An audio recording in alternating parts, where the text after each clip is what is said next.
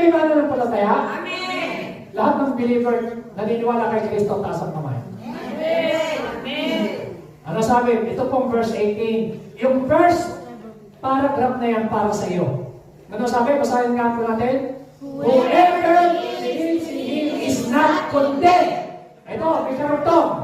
But whoever does not believe is not condemned already because he has not believed in the name of God, one and only Son, Jesus Christ. Makinig kayo, makita nyo, dalawang parte.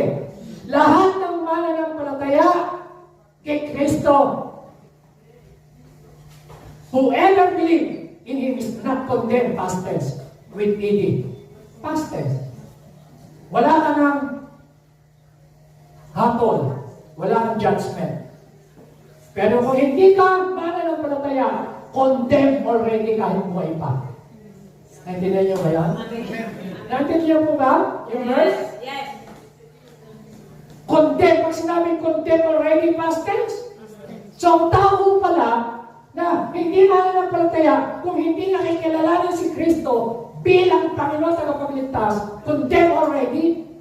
Pero kung ikaw ay kinilala mo na si Kristo, yun ang sinasabi ng Romans chapter 8 verse 1, Therefore, there is no more condemnation for those who are in Christ Jesus.